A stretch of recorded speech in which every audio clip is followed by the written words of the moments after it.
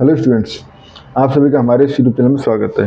Students, हम research methodology 6 same का paper solve कर रहे थे और क्वेश्चन नंबर 5 बी में पहुंच चुके हैं। ये है, what is the significance of ERXIB in mathematics research, how does it differ from Pir reviewed journals. ठीक है, तो पहले ERXIB ये क्या है ये हमें पता होना चाहिए।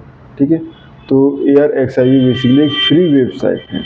ठीक है, एक फ्री वेबसाइट है जहाँ पर रिसर्चर्स अपना पेपर जल्दी अपलोड कर देते हैं फाइनल पब्लिश होने से पहले। ठीक है, बिफोर और अलोंग साइड, या साथ में भी कर सकते हैं, बाद में भी कर सकते हैं, बट वहाँ पे पेपर पहले पब्लिश कर सकते हैं।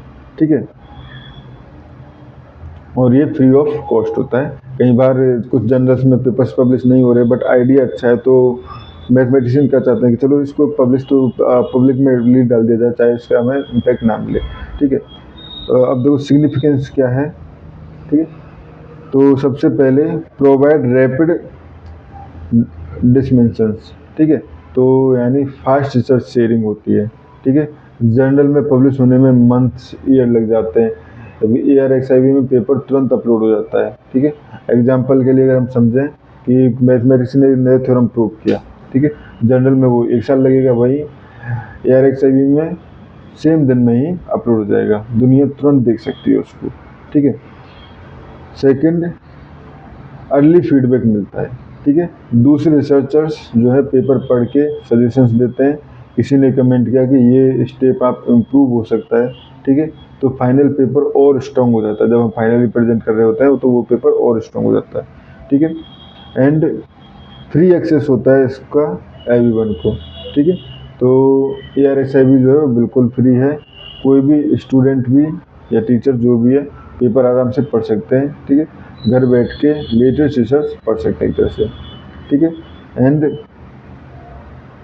विजिबिलिटी एंड साइटेशंस, ठीक है, बढ़ाते हैं, क्योंकि रिसर्चर्स जो है XIB पे पहले चेक करते हैं बहुत सारे रिसर्चर्स। ठीक है, अगर आप ERXIB पर हैं तो ज़्यादा लोग पढ़ेंगे, ज़्यादा साइटेशन मिलेगी।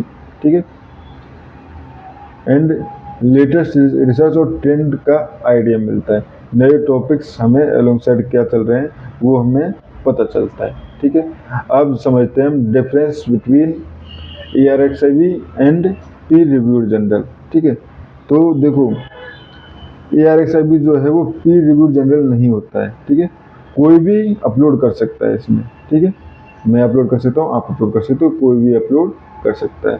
ठीक है, it is a preprint platform, paper में letter to be submitted to journal, यानी पहले वाले इसमें भेज दो बट बाद में जनरल में भेजा जा सकता है। ठीक है, अब वहीं पीर रिव्यूड जर्नल क्या होता है, paper undergo rigorous reviews by expert, यानी पेपर पब्लिश होने से पहले रिव्यू में जाएगा।